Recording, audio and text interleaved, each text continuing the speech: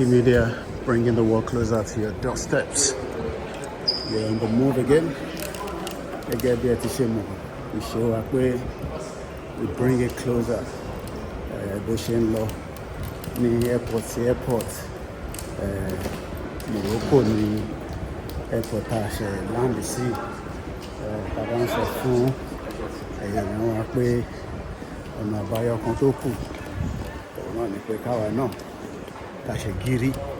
Kò ń ṣe gbogbo ọmọ Yorùbá ni wọ́n máa fún ní access láti lè travel.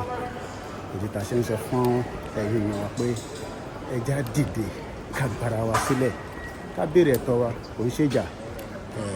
Inú airport Morocco ni àṣẹwọ̀ yìí à ń padà lọ sílé. Bẹ́ẹ̀ ni níbo ni ilé? UK náà ni. Ibi tá ti gbé fún 28 years ní London precisely.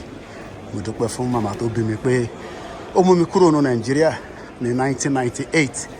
Èmi náà bá máa wò pé Nàìjíríà ìlú kan tó ń ṣiṣẹ́ ni. But nígbà tí mo ti kúrò ní Nàìjíríà látara pé màmá tó bí mi, k'Ọlọ́run bá túbọ̀ jẹ́ kí ó pẹ́ fún mi. K'Ọlọ́run bá mi dúró ti gbogbo àwọn mọ̀lẹ́bí náà tí wọ́n dispute pé ìyá yìí kí ló wá ń kó àwọn ọmọ ìjáde kúrò ní Nàìjíríà fún. Torí pé bí mo ṣe máa ń sọ, more than 23 countries around the world. Ká tó bí mi ní 1978 ni màmá mi ti ń travel. Ó dẹ̀ mọ̀ pé ìlú tí àwọn ti ń lọ táwọn wá ń tajà sí ní 1990 ó ti wá di pé dọ́là ó ti mẹ́hẹ̀. Ṣẹ́rẹ́rò ṣẹ́yìn náà rí bó ṣe ń lọ. Ìdí tèmi náà ṣe wá ń kìlọ̀ fáwọn èèyàn wa pé ẹ má jẹ́ kéèyàn kankan gbé wa ní gógó pé Nàìjíríà ṣì máa ṣiṣẹ́.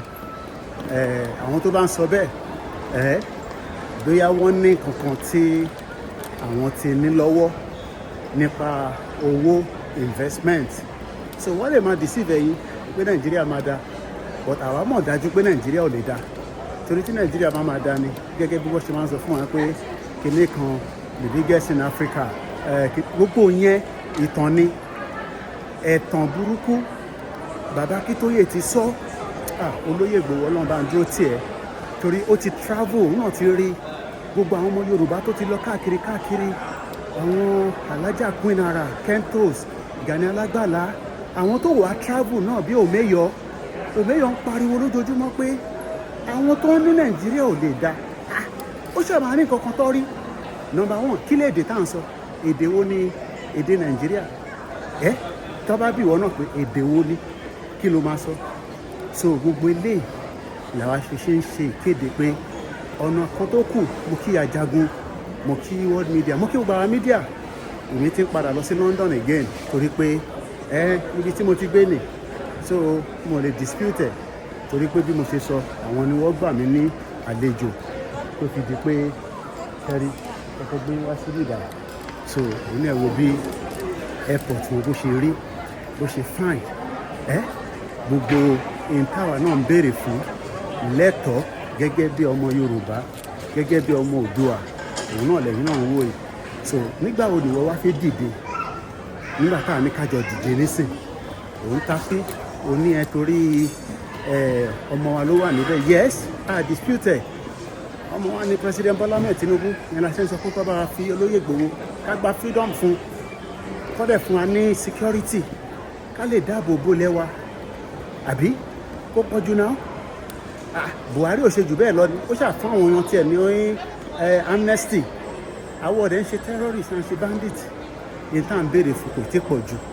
So ìyẹn lèmi ṣe máa ń fi gbogbo nǹkan wọ̀nyí kẹ́ lè rí, so that kó má dàbí pé àyè sọ gbogbo ìlú tẹ̀ ń wò, gbogbo oríṣiríṣi ẹ̀yà tẹ̀ ń wò yìí. Èdè lolúkálukú fi ń dára wọn mọ̀. Àbọ̀rọ̀ mọ̀ yẹn nísìn, àwa lédè tiwa, èdè ni mò ń sọ yìí. Afẹ́ni tó bá gbọ́ èdè yìí nìkan ló lè understand ẹ̀, ẹni tó bá gbọ́ kò lè understand ẹ̀. So kí ni ìwọ náà ṣe wá ń takú pé èdè tí mò ń sọ o ní òfẹ́ bẹ́ẹ̀, o ní òfẹ́ Nàìjíríà, òfẹ́ Yorùbá nation, pé Nàìjíríà ló fẹ́? Kí ló ń pè Nàìjíríà? Kí ni mí ní Nàìjíríà? So má jẹ́ kí wọ́n fi ẹ̀tàn kọ́ fi kó wa ní ọmọ wo ibi tí mò ń lọ ní o, torí gbogbo nǹkan ló ní sign. Torí ní airport ó lè sọnù tó bá ṣe kárakára fò flight ó máa lọ ní wàá ra tíkẹ́ẹ̀tì mi. So èèyàn wa bí mo ṣe ń sọ ẹja dìde ní dìde kí dáadáa ni mo ní ká gbára wa sílẹ̀ kólúkálukú ní ìlú tiẹ̀. ìyẹn mí pé àníjọ bára wa ṣe àwọn ẹ̀yà tó pàjọ máa bára wa ṣe lọ́kadà dúró òun nìkan ni solution. So mo rò pé ìwọ̀nba tí mo tún fi wọ̀n wáyé á ní ipa tó máa ṣe fún ẹnìkan àbẹ́ni méjì.